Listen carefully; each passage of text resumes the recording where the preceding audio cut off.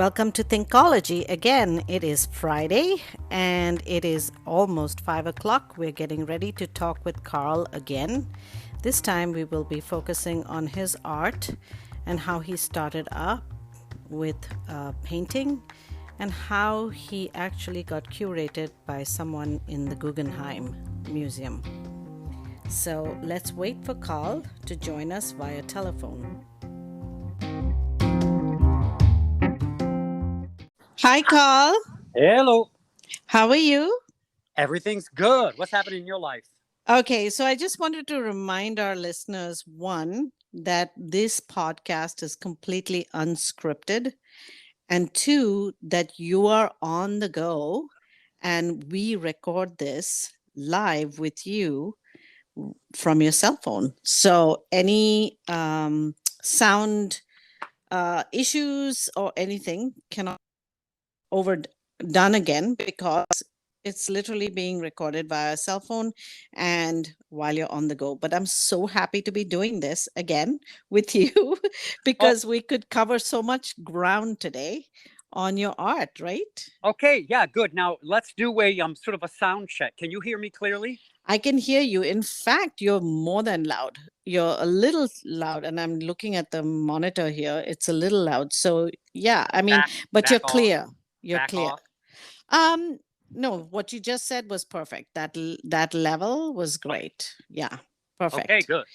Yeah. So today we're going to be talking about your art and about how you started off as a child with art, and then how you progressed into it until you Yeah, were curated by the Guggenheim, right? yeah. I was thinking about all this, and Yes. before I forget, I had a wonderful podcast with you today because in case I forget at the end, because you're making me have so much fun, sort of reminiscing, digging into Yes. my past. Like I don't Yeah. remember when I did what, but I was thinking since last our podcast, and Right. I wanted to tell you. I hope it's not silly, or maybe it's just cute. Whatever words go together with being a child. But I Right. wanted to tell you. I think you know. Do you know I'm one of 17 children? Right. I Okay. do know Okay. that. Okay. Yes. So that's only interesting because of the next thing I'm going to say. We're talking about art and when did I start and when did I first pick up a pencil or a pen or something. And I wanted to tell you there was some kind of a contest when I was a little tiny kid.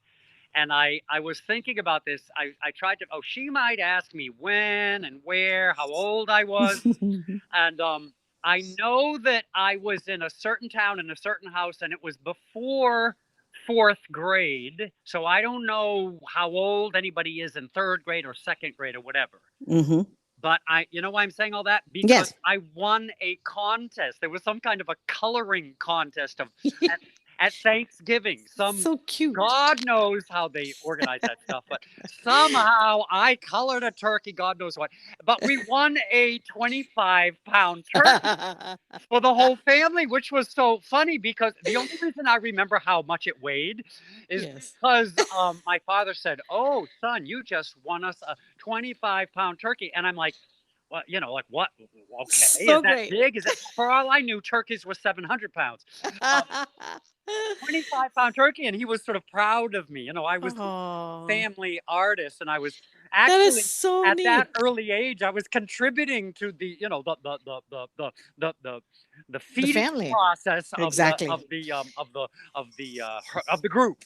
So Millie must have been thrilled. well, it was just so funny, and when you try to think of your youth, like way back, Yes. it's all Yes. kind of foggy, but you usually remember how you feel. Do you know about this? They say Yes. people might not remember what you say, but they will always remember how you make them feel. Absolutely. Absolutely. I do have something to say. So, I mean, we always think we're conditioned to think of exchanging services or goods in exchange for money. But I have literally seen, and you can call it what you want. I mean, I'm addressing the listeners. You can call it the universe.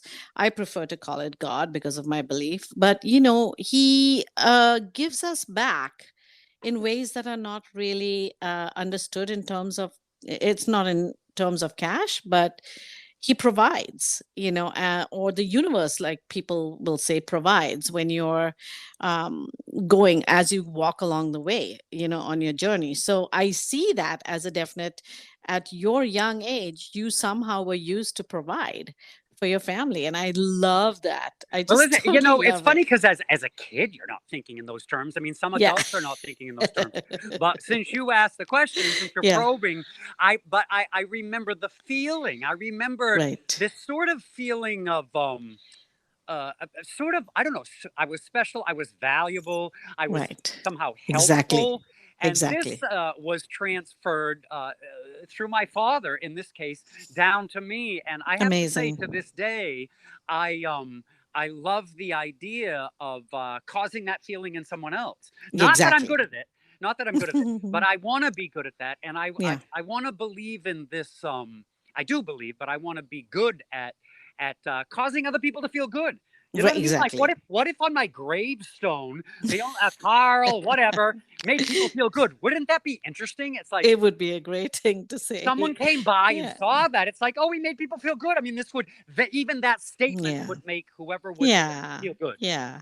Absolutely. Absolutely. So that was probably, you said third, fourth grade, and then you continued, right? You continued Well, working on your art, or you gave it a break at points in your no, life? no Okay. breaks. I mean, Okay. I think I may have made reference to it in one of these podcasts, but everyone was outside. Carl was inside. Carl was inside and he was drawing, he was creating things, he was gathering things up and building something in his house, one way or another. It's really Nice. funny to think back at that. But, my parents had finagled or bought or whatever colored pencils and kept Yes. me supplied so I could do whatever I Sweet. wanted. And, it's funny now looking back because, parents are not dumb. They No. know what's happening with in fact, I think my parents know more about me than I know about myself. Yes. When you observe, if you keep Yes. observing, right? I know more about my Right. cat than the cat Yeah. knows. I know I know when he's I know what he's Yeah. doing. And Right. so I think that my parents know about me. And it's funny because they usually say that I mean, in my family, they say if the kids are quiet, then something's up. You say, yeah, of course. That's Well, they mean universal. something bad is happening. Bad But is in the up. case of Carl, guess Right. what? If there was noise, something was up with Carl. Because with Carl, silence was the best equation. It means he's So focused, he's interesting. building, he's drawing something. Right. God Right. knows what he's doing. So there was Oh, that. lovely.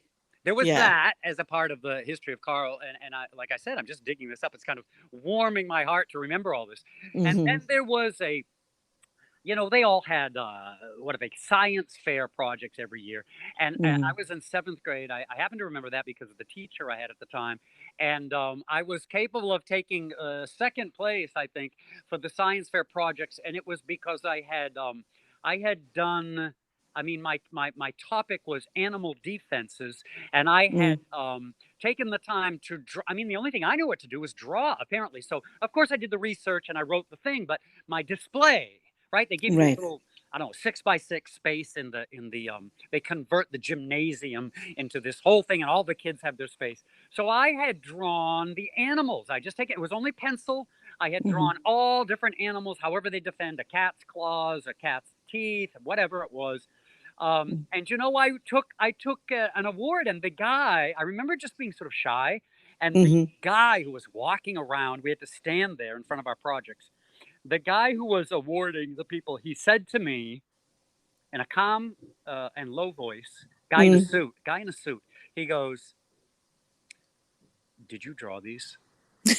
And I said, "Yes." And they awarded me because of this talent. I don't know. I don't I even love wrote it. anything well or whatever about whatever's that. Hmm.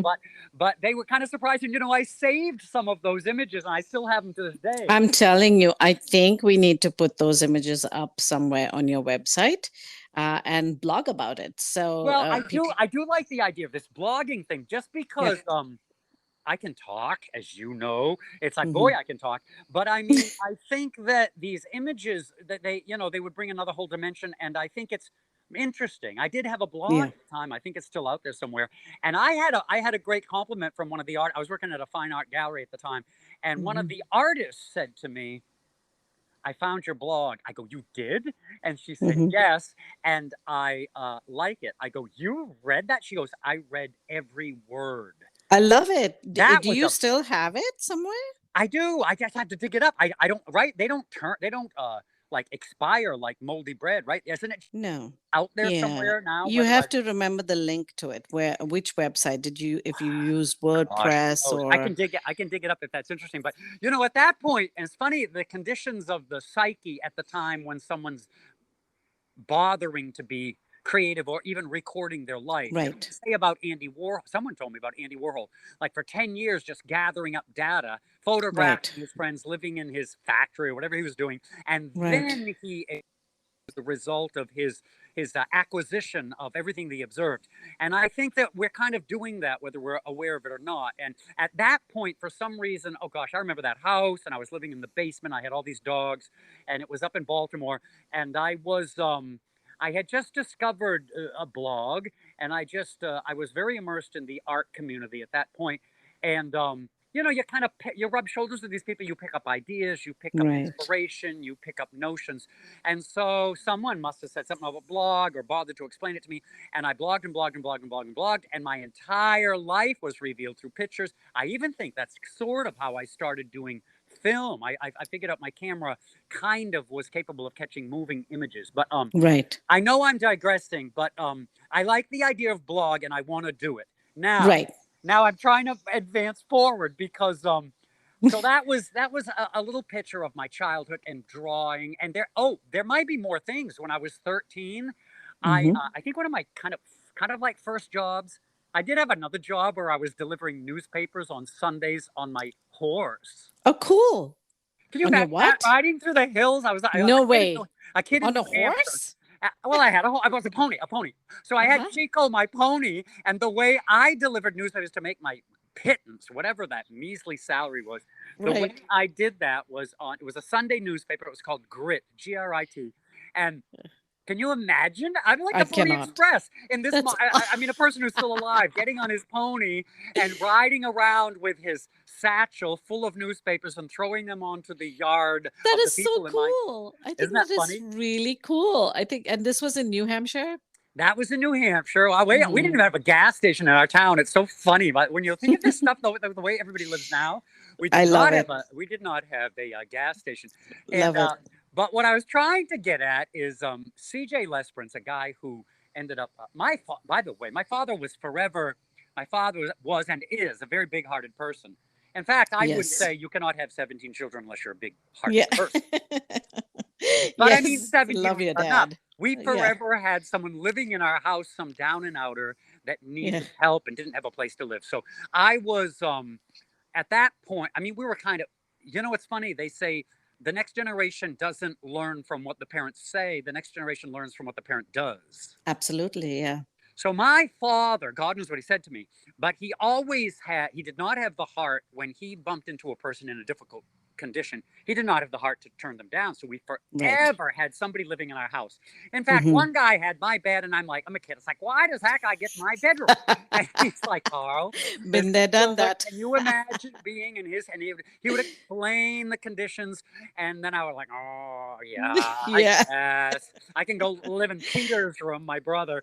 But Yeah. I had been so excited to leave Peter's room because Peter was closest to me in age, and we were always together. And of course, all our fights were about he's on my side of the bed, he's on my side of the room, he's using my stuff, all this ongoing battle. And so suddenly, I get my own room, and here's whoever it was living in there now. But so this one guy, he said, they used to call me Collie. Do you know that, Collie? No. Oh yeah, Collie. When I go to New Hampshire and I Yeah. visit the parents of my friends, they're like, Collie, oh my gosh, you gotta get in here. It's like Collie. I forgot that even had that word. But so not Carl, Collie. I go up there. Wait, where was I? Ah, yeah. So The guy. CJ says, Carly, you're doing all this artwork. I wanna. Are you willing to paint the the name on the sides of the trucks where I work? I want to get There the you go. job. I go, Your first what? job. I was 13 or With 11 art. or 12. Amazing. I mean, I was a kid. I wasn't shaving. I know that. I was not Yeah. shaving at the time because I was so dying to shave. In fact, I was stealing a razor and running it across my hairless face to practice. Peters. So, yeah, behind Peter's back. My I go, oh, I don't know, and then my mother encouraged me, and I guess everybody encouraged me. It's like, Carl, just go do it. I'm like, oh, I guess. What do I know? So then so my kind of first job that was not the newspaper job, was painting the name of the truck on the sides of the name of the company on the sides of trucks. So And of course, interesting. well, I was Hmm. terribly nervous. What if I screw this up? It's like Yeah, I do have a deep sense of kind of like accountability for of what I do. course. Yeah. It's like I cannot mess this up. I mean, this is a Hmm. reflection of me. It's a reflection of CJ, the guy who got me the job. Blah blah blah. Even I had that. So anyway, that was one of my jobs, which I think we would throw into this artistic category. Right. And Right. then I just went on my life. I wasn't even thinking about it, but Until you went to Russia and Poland. well, yeah, because the plot kind of thickened. Now, do you know about this fact that I happened to fall into this whole nest of artists when I was in Russia? Do you know about that? No, I mean, let's talk about You want that to hear right about now. it? You want to hear about it? Yes, of Okay. course. Of Okay. So course. I'm in some cafe and I'm trying to make contacts with these Russians. This is way back.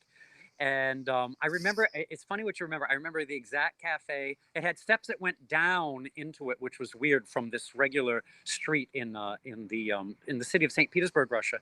I was Right. visiting, and so I went down in there. And what happened was I met these three people, and they were artists, and they were actually from Kaliningrad. This was very sort of almost like a foreshadowing of my life in the future, because the fact that Right. this guy whose name was Anvar, the fact that he was from Kaliningrad, which was a closed city at the time, and I think I made reference to that. You couldn't go into it because they had military. It was a military zone.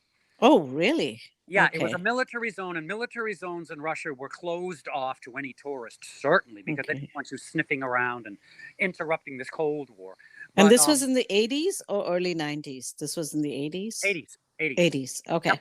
Yep, and I met Anwar, and he, one of the three of those artists could speak English. I don't think it was Anwar, but Hmm. anyway, I became friends, and then I fell into this nest immediately. And that what Amazing. they were up there at the Fine Art Gallery or whatever up there in Leningrad at the time, Hmm. and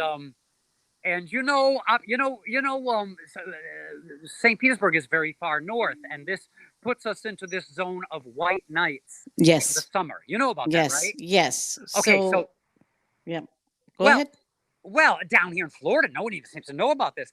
But when the more you go north, everybody and when I was in Hmm. Finland that first time at 16, they drove me way up. I forget how many hours.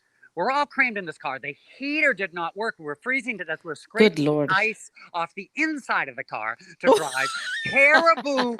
Listen, we were all, and I was the youngest of the whole group. Like, oh, Right. Carl, what did they call me? American boy. American boy is here. We have to keep him warm. So I had all these blankets. Everyone was sort of hugging me in the back seat, trying to Right. keep this. They didn't want any negative experience Right. of that. Right.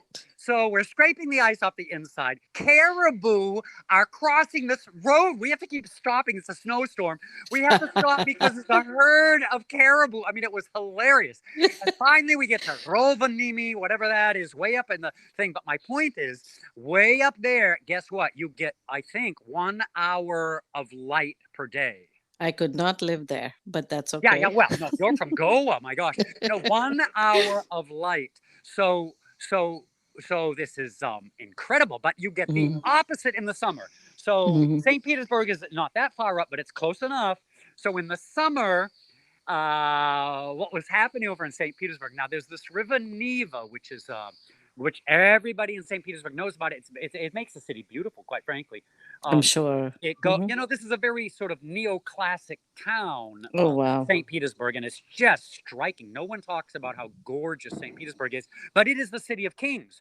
Right. After that, Moscow became the capital, but the communists abducted that, and they tried to take sort of culture and power away from the aristocrats who were over in St. Petersburg. St. Wow. Petersburg is the place where historically all the czars lived and all the Wow. palaces are, and the town is gorgeous. In fact, there's a uniformity. None of the buildings could be taller than the Eremitage, the winter palace of the Really? king. So it has this beautiful neoclassic thing. Just gore everywhere you look is gorgeous. So Mm. the river helps that too because you get bridges, Yep. etc. But what happens is those bridges are very close to the ground in Right. that old town. But there are sailing vessels and ships that need to pass down the Neva during the night. So every night from 2 to 4 a.m., all the bridges open up.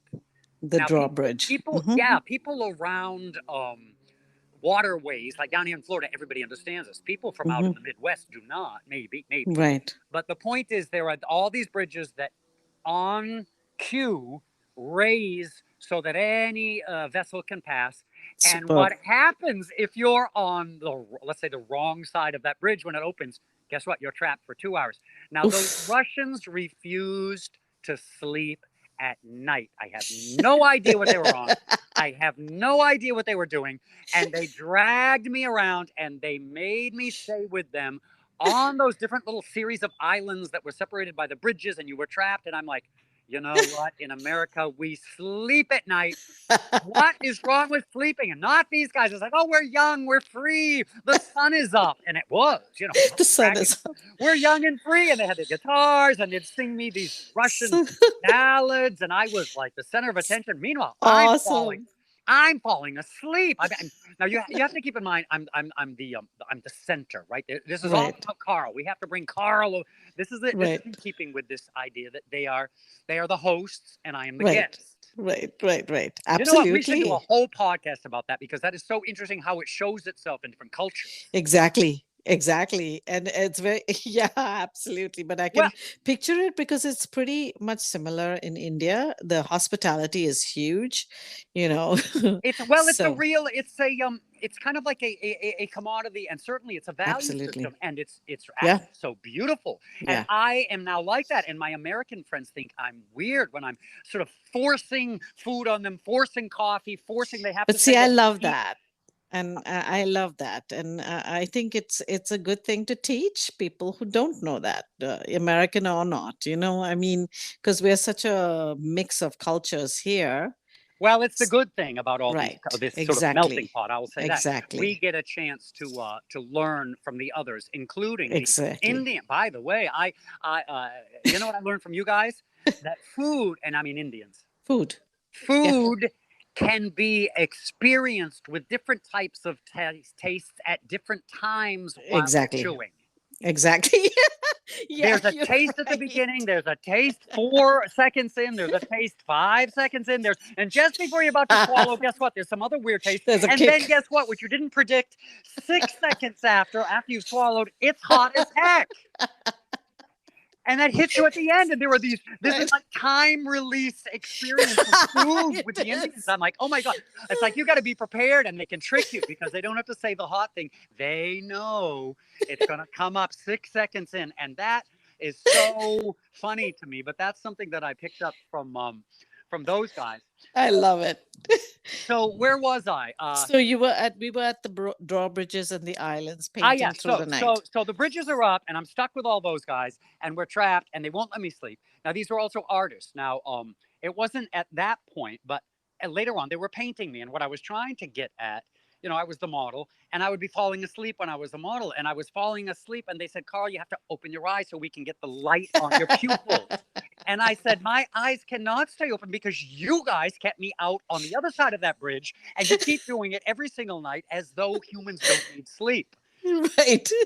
So, but all of that, and I'm trying to keep this in keeping with what I think you're really after. All of that was helping me to get an education in art. Exactly. So what I learned from the Russians. Now the Russians have a very specific school of art, I think they call it. It's like the Russian painting. The school of Russian painting is very strict, very Okay. strict, and they Okay. they they have this old system.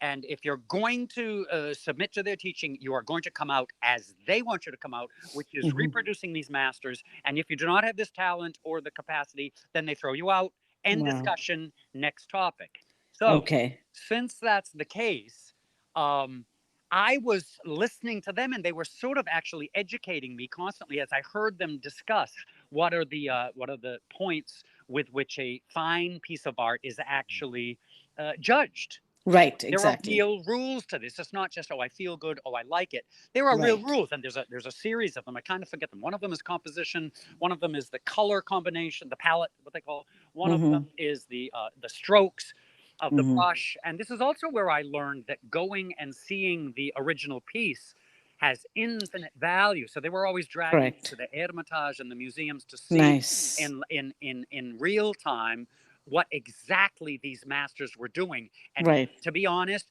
you can't even you kind of can't compare. It's hard for people to believe that you can't compare, but in real time you cannot compare these two. There is so much to be gleaned from seeing the original piece. Right. Right. And like, can you name some of the artists that you actually saw, the old Mona Lisa, masters? Mona Lisa. Okay. Now, I don't know Okay. if Mona Lisa travels. Now, the Hermitage has a massive collection of, Right. and I don't even know if people know what Hermitage is in America, but Hermitage is this amazing winter palace of the czars right in Mm-hmm. St. Petersburg proper. You can walk to it. Okay. You can walk to it, and everybody goes there, and they funnel you through. There are hundreds of rooms and all that. So there, Okay. but now I don't know if the Mona Lisa. I think the Mona Lisa was traveling. I don't think it's permanently there, but I don't know. But also, you know what's surprising about the Mona Lisa? How small it is. Really? Yeah, Like, nobody what would thinks you say of the the size size. I is? mean, the um fame makes Mona Lisa sort of massive in our minds, but Right. in reality, I mean, this is less than like 15 inches tall and less than. Oh, really? Yeah, it's very tiny. It's little. It's little. I mean, it's Ah. not tiny, but it's little. Okay. It's Little. little, but compared to the magnitude of its fame. Okay. That was there at the time. Now keep in mind, I was not. Gosh, this is going to be embarrassing, but I was less interested in art at that time than I am now. Right. Right? This Okay. conversation is now years later, after I engaged in the art world, after I made money in the art world, after I had my own shows, my own Right. getting published for my art, having Mm-hmm. Guggenheim interested, having all these different people interested. So this Right. is way after the fact. At that time, I wanted to eat and I wanted to sleep. Right. And So and they dragged him from museum to museum. I mean, American. I mean, I hate to say this, but maybe it's just my culture, my world, right. my sub American culture. Right. My circle of friends are not running to museums. They weren't at that time. Okay. They weren't Okay. running to museums. Even a lot of America is not there. You know what they're running to? Down here, you know what they're running to in Jacksonville? What? Tailgate parties. Seriously. This Yeah. is No, that's redneck. not my This is thing. redneck. You know, they Yeah. want they want beers and they want a good Uh-huh. woman and a dog and a truck, and the truck's gonna be jacked up. And there's And all you're in the this. middle of all that, right? Well, the funny thing is, I mean, I was from New England, and I wasn't from, I wasn't sort of well bred, as they say, and I certainly didn't have a lot of culture. I became sort of sophisticated or cultured, if I have any of that, by default. It's Right. because You I spend time left. overseas. I Yeah. left and ended up Right. in the middle of capital cities and with Russians who were dragging me to museums. I So, love it, but I think everybody should have that sort of experience for at least 1 year of their life, from well, you America. and Peter the Great. Do you know this about Peter the Great? Peter the Great, who was considered a great czar in Russia, and after which St. Petersburg is named. Do you know that St. Petersburg used to be a swamp, and more than 1 million people died of malaria, as Peter the Great was transforming the swamp into a city. So they had to, Mm, they had to bring earth in from somewhere else, and they had to, I guess, fill in the swamp, so to speak. The mhm. Neva is left as the waterway, but that has a very, very interesting history and a lot of nobility, blah blah Amazing. blah. But yeah, his mandate now. Right now, this is I always sort of uh, revert back to information about Russia because Russia has been so interesting to me and their history is so rich. I mean, Right. American history is rich too, I have to admit. And probably everybody's history is rich. But my point about Russia is Saint Peter the Great.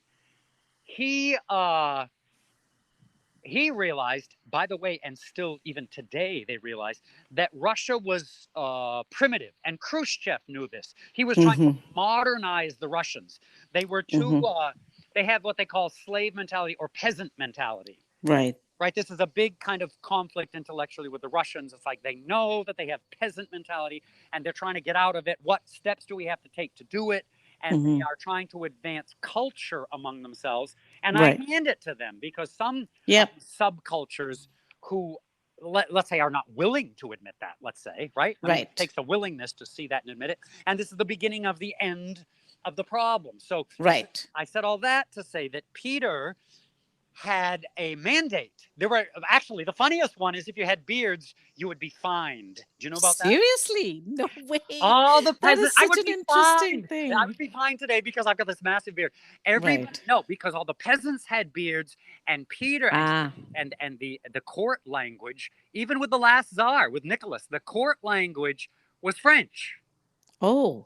So Russia did all its official dealings in French language. How weird Are is you that? serious? So it was, yeah, to attain this air of sophistication, the It status. was the way to do it. We're Mm-hmm. extracting from the French the sophistication of the language. We're extracting from the French the sophistication of design. We're extracting from the French lifestyle. We're extracting from on and Love on the story it. went. But Love what I'm it. trying to say is that Peter the Great, that was one of his mandates. If you have a beard, you're going to get fined. And they Mm-hmm. now the exception was the Orthodox Church. Those guys could have it because it was connected with orthodoxy, Right. right? Russian Right. Orthodoxy. But Right. there's that. But secondly, part of his higher education system was if you're going to graduate from university, you have to spend a year abroad. That's so amazing. So, okay, so this is the point where I'm going to interject and say, I think we need to go for a break because I want to talk about the education and how someone from here can go overseas to Russia also, not only for language, but also for art, right? Am I Okay, right? okay. So do you want to terminate this one and then start a next? So, yeah, so I'm going to just end over here and let our listeners know that they are actually listening to our podcast, Thinkology, which is about empowered thinking cross culturally. And so we're talking again with Carl Stevens about his experiences overseas and in America and the cross cultural aspects of his experience. So will be right back. You have been listening to Thinkology, a podcast about thriving in a culture alien to your own. We will be publishing an episode a week featuring different people who have chosen unconventional paths in their life's journey. We have been talking with Carl Stevens, who is a friend for the last 20 years at least. He is an actor, artist, street performer, woodworker, and world traveler. You can follow him on Instagram at Carl the Bearded Man. Follow us at Thinkology, spelled with an IE at the end. This podcast can be heard on Spotify, Apple iTunes, Google Podcasts, Anchor, and Breaker. Please do listen in and subscribe on the podcast platform of your choice. Till next time, be well and stay safe.